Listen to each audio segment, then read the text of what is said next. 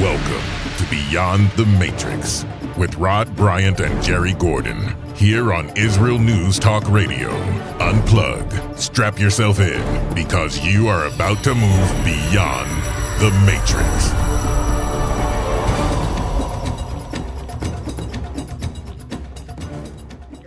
So the question is, what are tactical threats? And secondarily, what is this whiz-bang new warhead? Well, first of all, you asked a really very important question. Maybe you didn't realize it because nobody really knows what a tactical nuclear threat is, or for that matter, what a tactical nuclear weapon is. Presumably, it's a smaller yield weapon. But what's small? Where does smaller start and where does smaller end? Yeah, that was going to be my follow-up question. How small is small?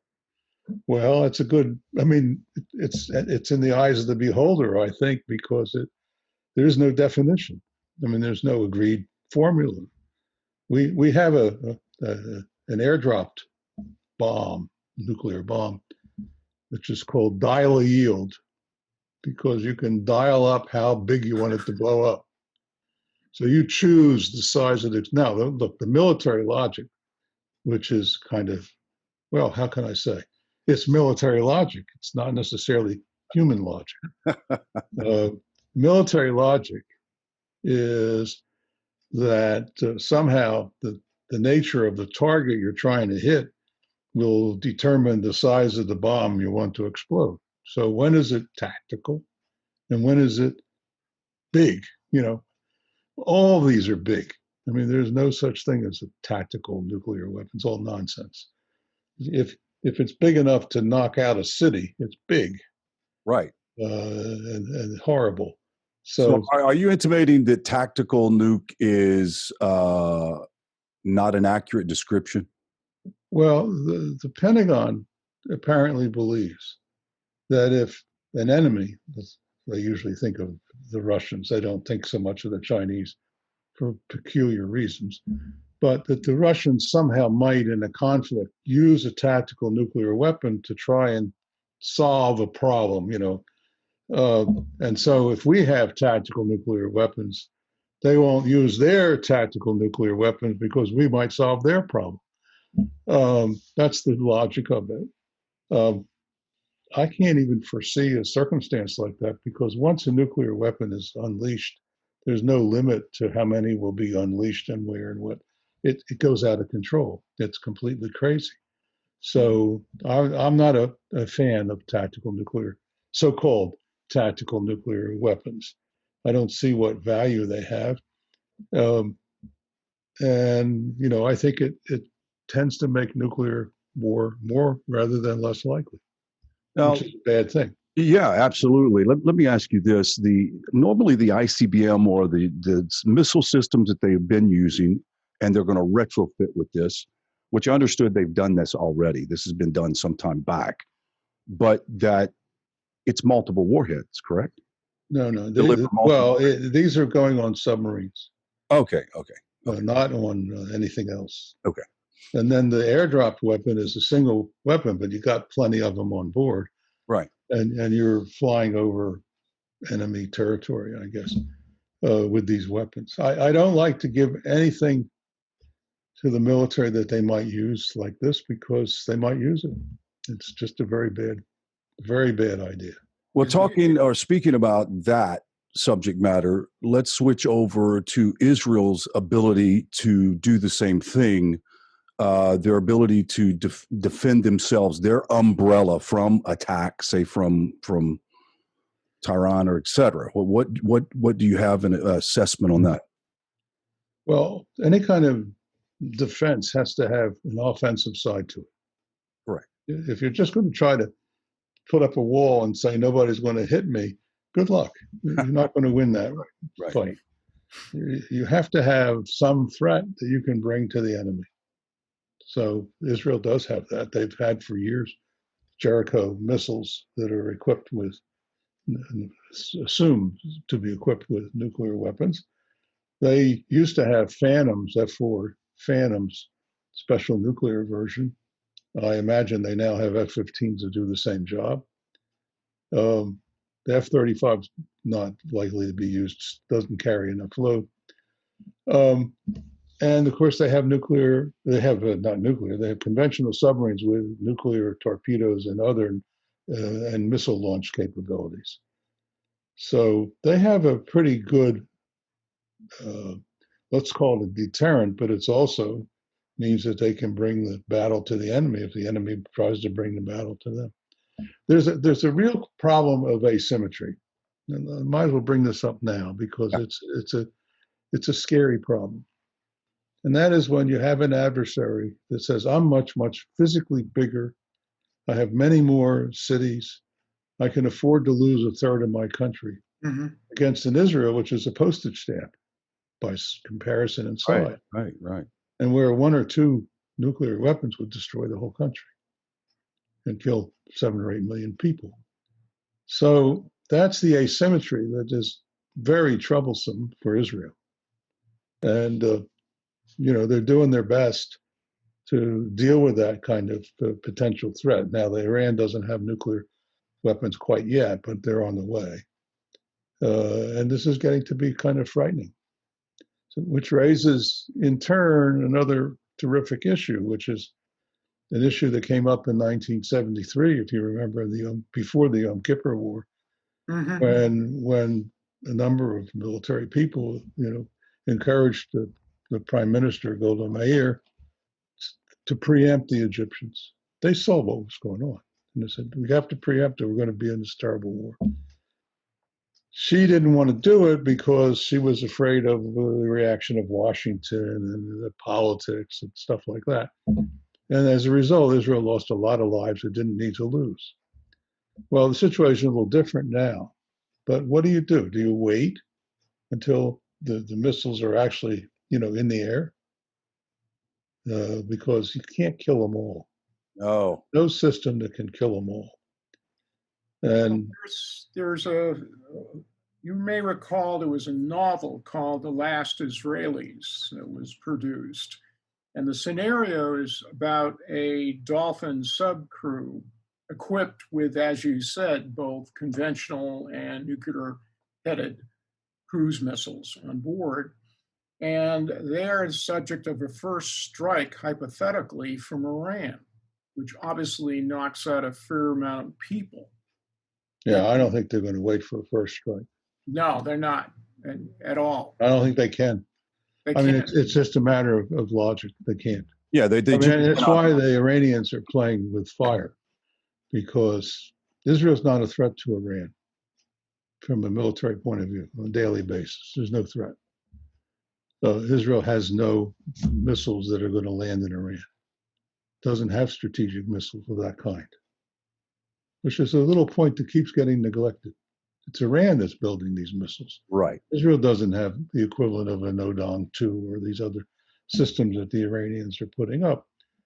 But they face the threat that if Iran is nuclear, they have to take it out. It's simple as that. Because Iran makes no bones about wanting to destroy the state of Israel. So as much as you said, diplomatic course of action under the current regime. Yeah. As much as you said you don't think that tactical nuclear weapons is really a Why good use the tactical one when you can but I think you were also intimating that nuclear weapons in and of itself is just horrible, right? So what other alternative would you have? We almost don't have a choice, Israel nor the United States, right? Well, that's an interesting question. There's two choices, or two options, I guess. And there's probably more than two, but I'll just mention two. The first one, of course, is that you use conventional means to destroy their missile capabilities. So you remove their missile threat. That's option one. For Israel, that's a fairly practical option. And for the U.S., to some extent, with the countries like Iran, it's a practical option. Now, when you get to Russia or China, it's not a practical option because there are just too many potential places they can launch from. They have hardened a lot of their sites, so it's very difficult to destroy them. So that may not work. So the second option is to try and destroy them on launch. Now, right now, we don't have that capability. because what President Reagan originally proposed, which was called the Strategic Defense Initiatives, or AKA Star Wars, the idea there was to have a system in space that not only could detect missile launches, actually we have that system, but that could destroy them before they got into space. We get them in the early phase of their launch. And that system was called Brilliant Pebbles. It was never built.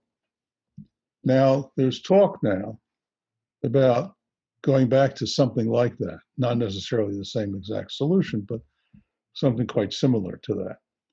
And I think some of the testing of these space vehicles that we see that are persistent, that stay in for a long time and all that, is part of the effort to get into that sort of posture. We can no longer use satellites because they can be shot down. Right. So you're saying that maybe a little bit more maneuverable space aircraft. Yeah. So being able to have space aircraft and a tactical deterrent. We got to go to a break, so we'll be back in just a minute. Hey guys, don't go away. We really appreciate you listening. You're listening to Beyond the Matrix here on Israel News Talk Radio. Okay, guys, stand by.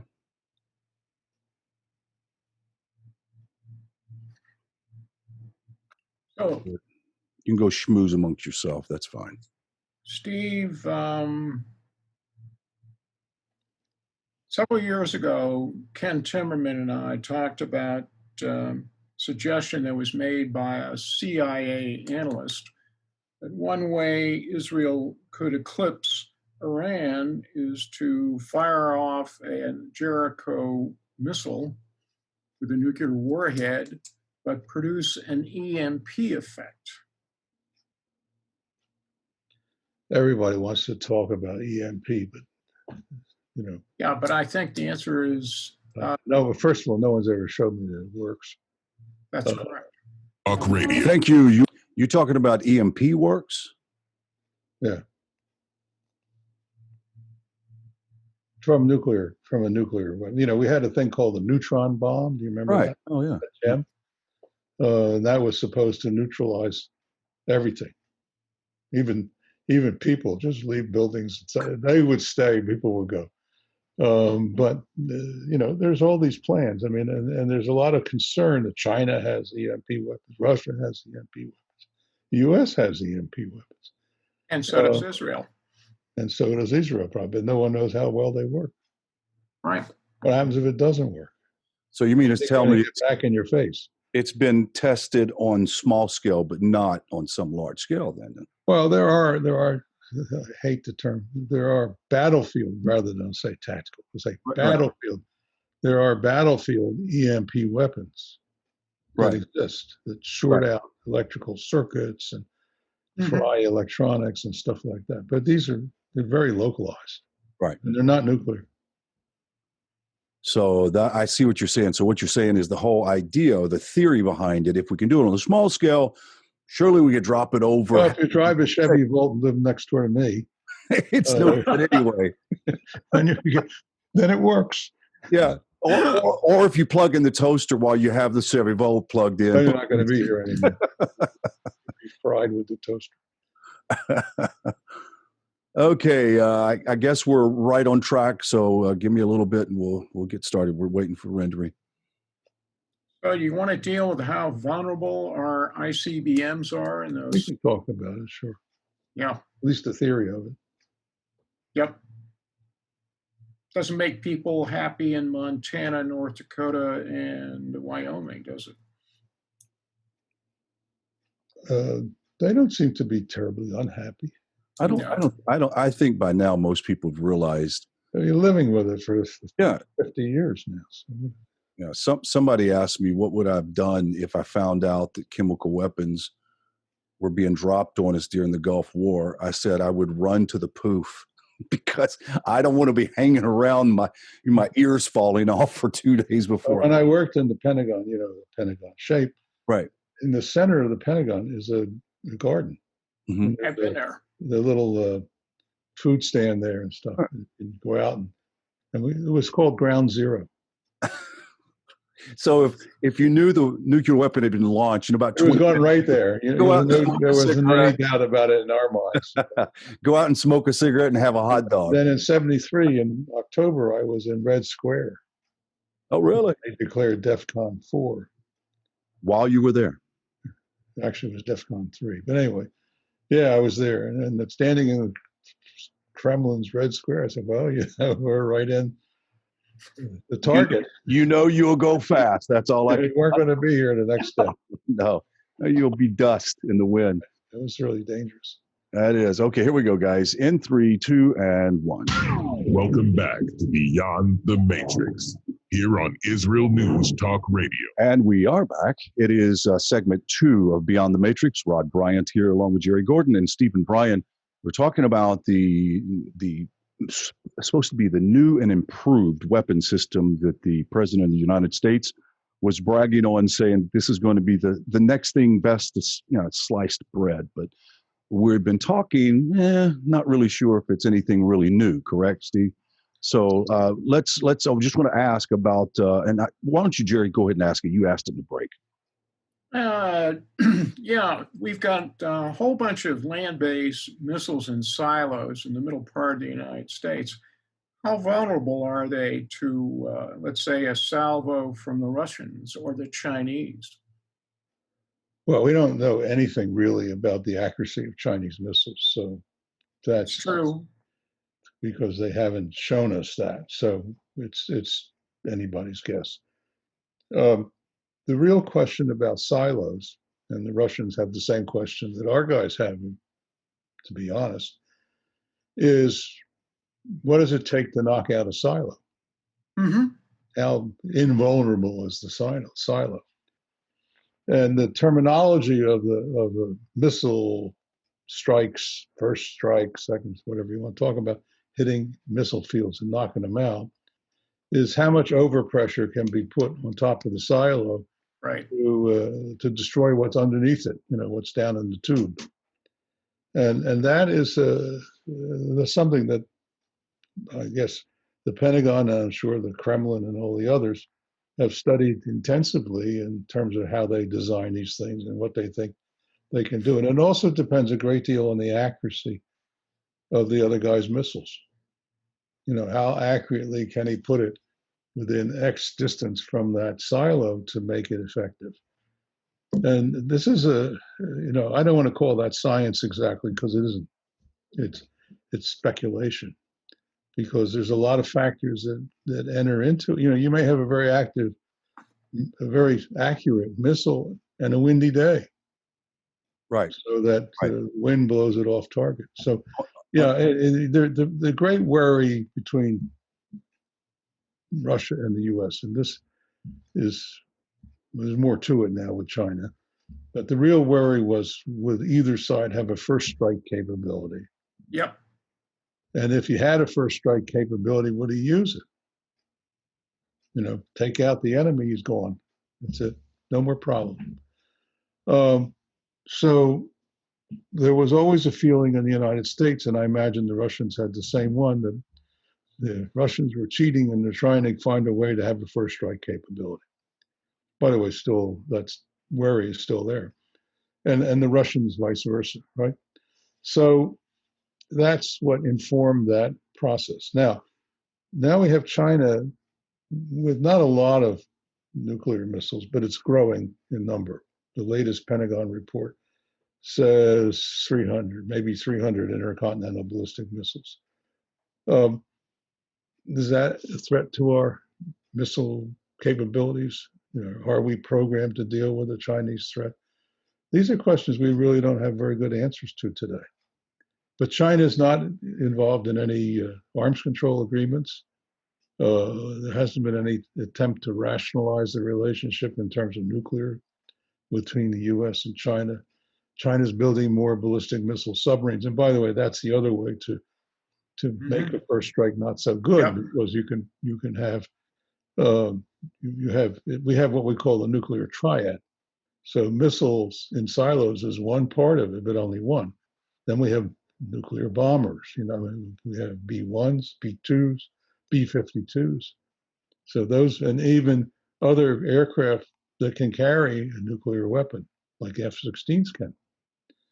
And then we have the underwater, the submarines, the called boomers, the ballistic missile submarines, which can be very hard to find, let alone do something about that kind of threat. And the Russians have the same. Now the Chinese are building more of those, so they're going to have the same. So let me ask a question here, Stephen. Look, it's obvious that a first strike is almost going to be useless against us, for example. Let me say 300 missiles. And when we have multiple platforms that could be sent from all parts of the world to attack them, wouldn't the first strike capability be just kind of like forget about it? Didn't say they had a first strike. China. No, I'm just saying if they had a first strike capability. Not with that. Oh, yeah. They don't have enough. I mean, no one perceives it as a first strike because whatever they do, enough of our stuff would survive for them to be clobbered. Because we have that capability to deliver nuclear weapons. We're not in one place, right? We're in many right, places. So, yeah, I don't see that as the particular issue with China at the present time, but it is certainly an issue with Russia. That hasn't changed. Although today, I don't see the Russians actively. I think they're trying to be a pain in the butt, but I don't know that they have a capability, first strike capability any longer, or if they ever had it. Yeah. Jerry, go ahead. How effective is this sub-based second strike capability that we have, particularly the Trident sub-forces? I think it's very effective. I mean, I think it's always been very effective. I imagine that that's the wild card in any nuclear equation, because unless you can track the submarines accurately and know where they are, and our submarines are extremely quiet. Explain to them the reason why is because they're nuclear. That's not the only reason why. It's part of it, for sure. I mean, look, a diesel-electric submarine, which is a conventional submarine, running on battery, you're not going to find it either. Okay? Okay, I understand the design as well, yeah. Yeah, but it's all the equipment, machinery, the sounds, the sound suppression, the vibration suppression, the cavitation suppression. All these things are part of an equation that makes these very stealthy. Submarine has always been called the silent service, because you can't find them. Right. But these are particularly effective, particularly in deep water. Although the limit of depth that a submarine can go is not that great, it's still great enough to make it very hard to detect them. In the China area, in the Pacific, it depends where you are. Some of it's extremely deep, but some of it, like the Taiwan Straits, the South China Sea, are fairly shallow. So it'd be harder to hide submarines there. But in any case, it's a very effective deterrent, and it's something that the U.S. has invested heavily in, and it's been very successful so far as I know. Steve, turning to Israel, how is its sub-force rated in terms of its capabilities? Well, it's a diesel electric with the newest ones with what's called the AI. Air independent propulsion. Yep. It means it can stay down longer without relying on its diesel engine, because AIP is a hydrogen-based system that you carry with you. You don't need to surface to get air or use a snorkel to get air. So you're very undetectable from that point of view. Nuclear subs don't need to either, because they're nuclear. So I think it's good from that point of view. And of course, those submarines are all built in Germany. Yep. But with many modifications. They're based on the 209 pattern or model, but they have a very different sail that came from the Netherlands, and they're quite a different design in that respect. And they've been modified so that they can also support SEAL activity, correct, swimmer activity, and they've been modified to carry some kinds of weapons that we don't talk about. So, in other words, they're pretty dangerous machines, and the Israelis are it's an important part of their deterrent. And is that a deterrent force they can use in the context of an action from Iran? Yep, that's what it's for. Okay. And does that mean that they're in normal patrols along the commercial sea lanes? They haven't sent me any information on their patrols. Just pick up the phone and call. Hey, where are you going today? I imagine that whatever they do, they do. I know they've been active in the Red Sea because there's been talk about that, but beyond that, I can't say because I don't know.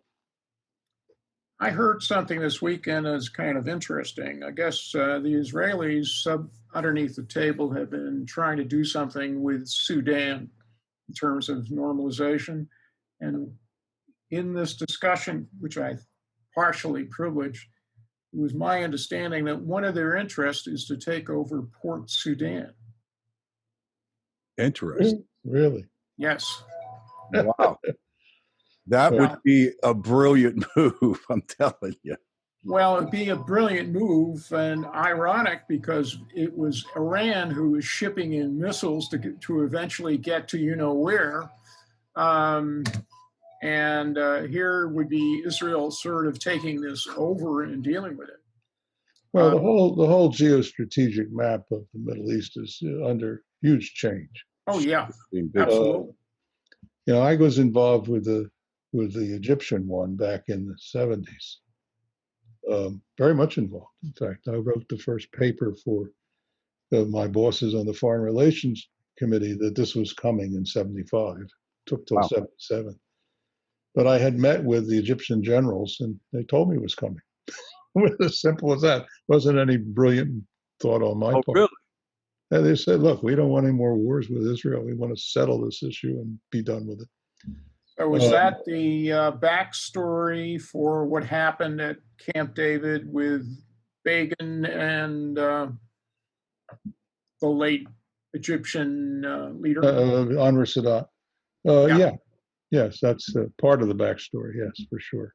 We're gonna have to go to a break, guys. So everybody, stick around. Appreciate the people watching us on YouTube at Nativ NETIV online. Really appreciate that. We'll be back for the third and final segment, picking up the conversation with Stephen Bryen and Jerry Gordon and myself. So don't go away. Okay, stand by, guys. Well, this is not the usual table talk that you would hear on Israel News Talk Radio Israel.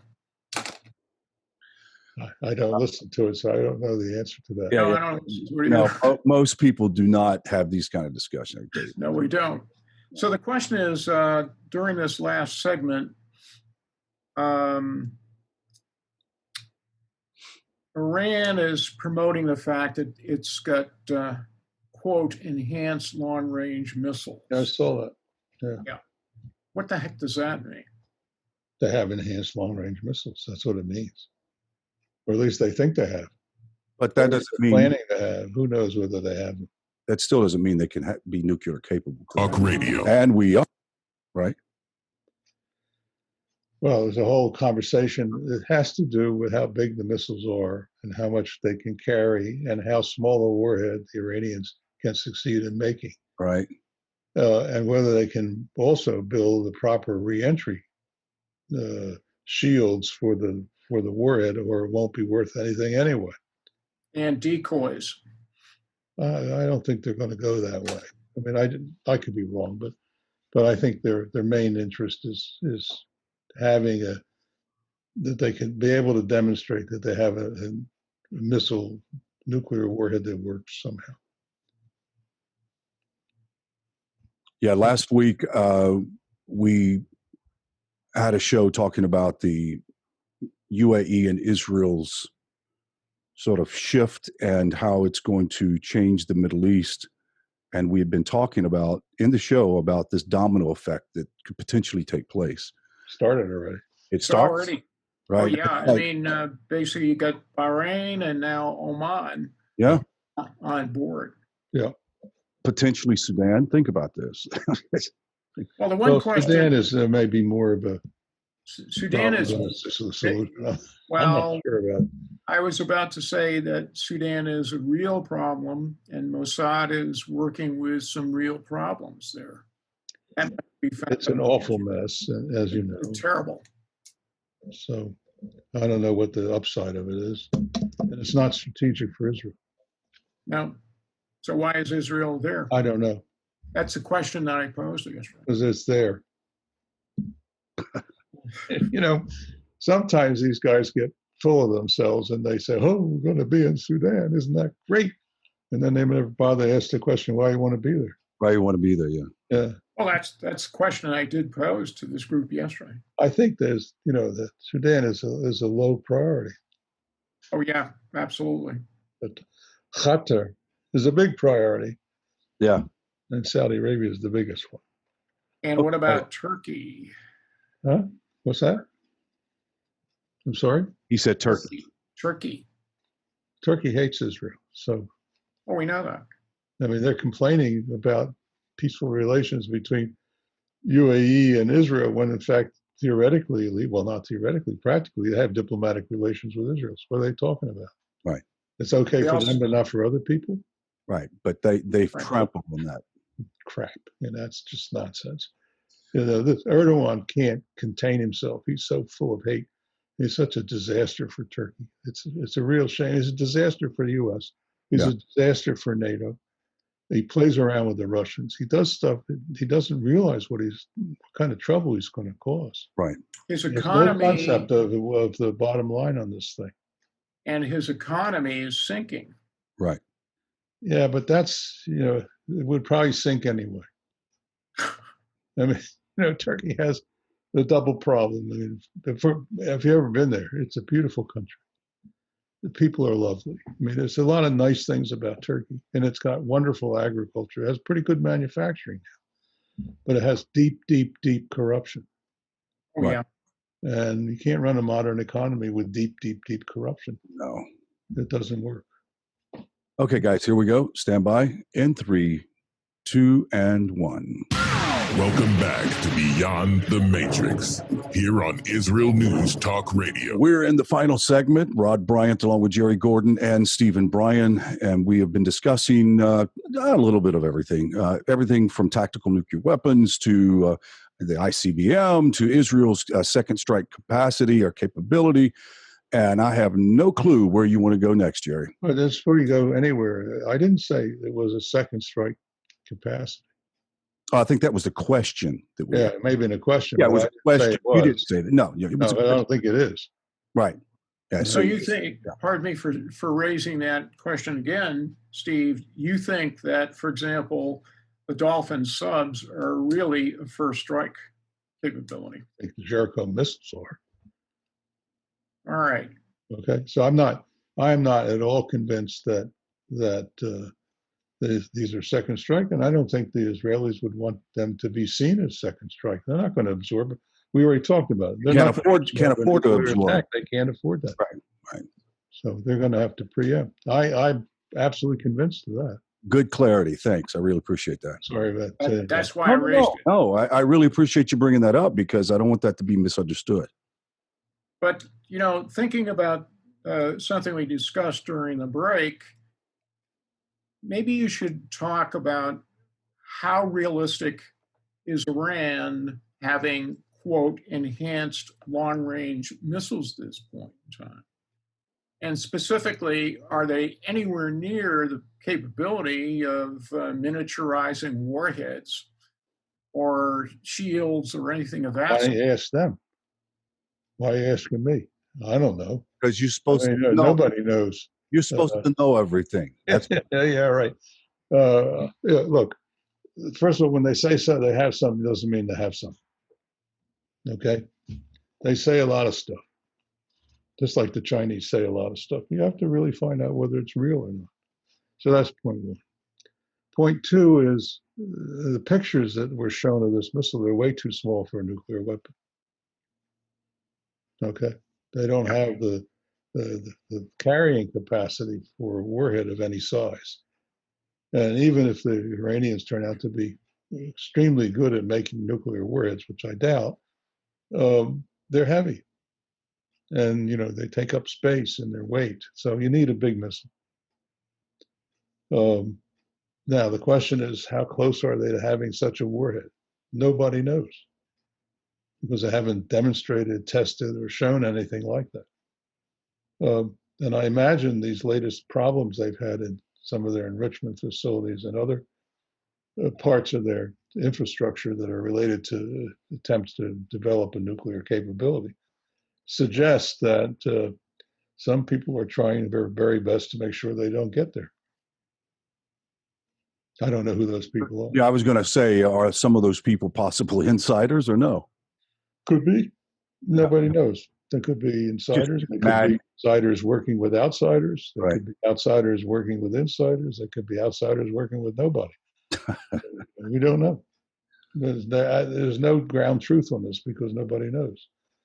And no one has given any credible information that would, other than the fact that they were extraordinarily clever attacks, which says there's been a lot of planning. Something was worked out very well. They were able to penetrate whatever security was around these places without very much difficulty and take care of the problem that they wanted to take care of. And for the listener, let's remind them which time period are we talking about? And when was it? This was just about a month and a half ago? About a month and a half ago, yeah, I think that's right. Yeah, I didn't put the exact dates down, but it was about a month and a half ago, and there were several attacks. It went over a couple of weeks, so it's not just one; it was a series.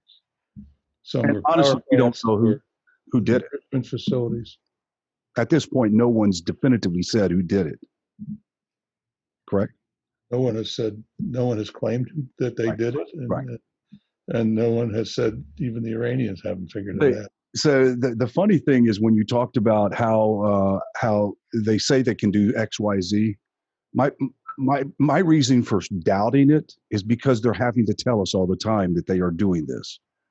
I kind of wonder if you have to tell your enemies all the time what you are doing, at some level, maybe you're bloviating. I don't know. So I think the Iranians are scared. Of course. Because now with the normalization with Israel, first of all, it puts Israel a lot closer to Iran than they were before. This has got to have them shaking in their boots. And then the Israelis are talking with the UAE about a joint base on an island, looking toward Iran. Right. What's going to be on that island, I don't know, but I could guess. Starts with an A, ends with a W, has an R and an O, and something like that. No, I mean, it's going to be a missile defense island, yes? And then maybe with a runway so they can run strike operations. I mean, there could be a lot of things there. So, I think the Iranians are, they've been playing one-sided poker for quite a while. Right. Nobody could do anything about it. The Houthis are shooting off. Can you imagine Houthis shooting off rockets at Saudi Arabia and the Saudi Arabians basically getting squashed? Right. I mean, that's got to stop, right? So, I mean, basically, I think bringing Israel into the game gives these guys the possibility of stopping those kinds of threats. And it also puts the Iranians on notice that they could be part of being stopped. And they may not like it very much. In fact, they don't like it. No. So they're busy trying to show. They just did a military exercise in the Gulf with their little boats. And they put out a story that we had to pull out our UAVs out of there because they might shoot them down. Right. A lot of nonsense. But I mean, it's part of the game that tells you that they're worried, they're frightened. They had 2 weeks of incidents that were very damaging to their programs, that they don't know how it happened, why it happened, who did it. I mean, they can guess, but they have no proof. They don't even know how it happened. So this is a very interesting moment, I think. Very interesting moment. And I hope that particularly the Saudis, now understand that they have to make their move now. They can't wait any longer. Because if they don't make their move now, then the whole thing will not work, and they won't have the deterrence that they really need.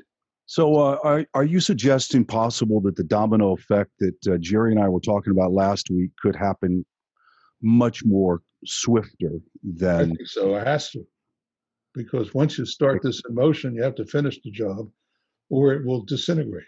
right. Okay, and then you don't get anything. I Get an think embassy in your country. So what?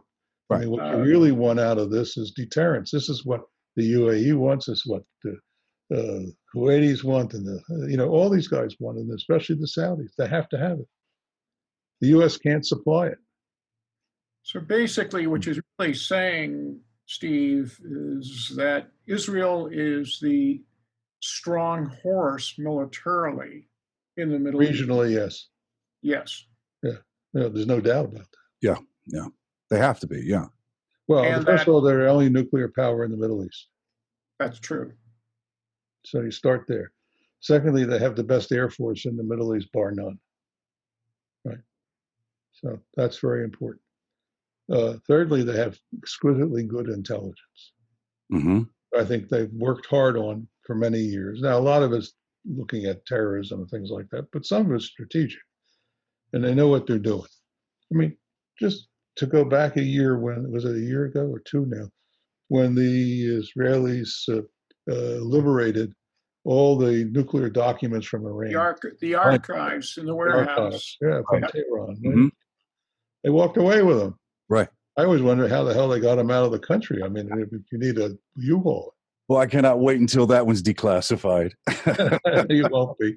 But I mean, it's the kind of thing that, it's chutzpah, of course, but it's also the kind of thing that shows how good they are, what they do. Right. And they have to be. And so that's very important to these other countries. They don't have that skill base. They have some, but not as much as the Israelis. So really, you're saying that the intelligence capability is probably the very glue that holds everything else together. The defense capabilities, the first strike, whatever. Without great intelligence, all those great technologies are not going to help you too much. Yeah, I think intelligence is a really big part of the equation. Well, speaking about that, it's apparent that the current Mossad chief had been the leading factor in the negotiations leading to, for example, the UAE normalization. And I assume that's true with Bahrain. Well, I think the president of the United States had something to do with it too. Look, there were times not very long ago when presidents would have been completely against it. Yep. As a matter of fact, the last Republicans and Democrats. Absolutely, I was getting ready to say the last dozen. Right, all of them. Yeah. So I mean, this is a remarkable achievement by President Trump. It's really big because it changes the whole matrix, to use your term, of the Middle East. It's a huge thing. The first time an American president actually sided with Israel and the Arabs against Iran, in real terms, no BS. There it is. It's really a remarkable achievement. I take my hat off, if I had one, to the president, to Kushner, who did a lot of the legwork on this thing and was very effective. It's a great achievement. Tomorrow they'll sign the first of the series, the UAE agreement in Washington. I find it interesting. We're coming in close to closing time. I find it interesting that in the time of such great chaos around the world, COVID, you name it, protests, et cetera, we have behind the scenes this amazing peace deal that's taking place, or cooperation, or whatever you want to call it. And obviously, I don't know that we'll all be singing "Kumbaya" with Arab states, but at the same time, this is historic to the limit. Unbelievable, extremely important, and it's redrawing the map of geopolitical. Yes. And God willing, it can't be left unfinished. Right, and God willing, it'll bring us a lasting peace. If it's finished, and they all sign up, which I think they will probably, then I think the threat in the Middle East goes down quite a lot. I think the Iranians have to start to pay attention and make some deals. Okay, guys. Stephen, thank you so much for being on the show. Really appreciate it. And until next week at the same time, we'll see you guys later. Shalom, shalom. Okay, that's it. Beautiful job. Stephen, Does that mean that the Palestinian Authority created by the Oslo Accords is effectively It's dead. dead? It's dead. You bet. Yeah. Because look, I mean, these clowns don't want an agreement. Right. You know, they want they want everybody to give them money forever. And they can raise their children to be hateful, miserable people. They have a dictatorship. They call, they say there was an election, but it was 12 years ago, or whatever it was. Doesn't matter. It's a fraud, and it's not of the Palestinians are not of any geopolitical significance. Right. Be like trying to make a peace deal with Antifa right now. Well, yeah, exactly. Well, worse than that, maybe. But I mean, it's the same kind of thing. I mean, what do we need them for? Right. And I think everyone's tired of them. Including, they played a very bad hand. Yeah, they have. And they're making it worse. Now the Arab League wouldn't even go with them. Right. That's what I was about to point out. It's not a trivial point, Right. Well, Jerry and I have been saying for a long time that they're getting ready, and we've been saying this for several years, but they're getting ready to bluster themselves into non-existence. Like they don't matter. Absolutely don't matter anymore. They can rattle pots and scream and holler death to America, but it's not going to mean anything. Okay, Stephen, been great having you on, bro. Take care. Give our best to Shoshana, by the way, and well, and good luck on your hurricane. Yes, absolutely.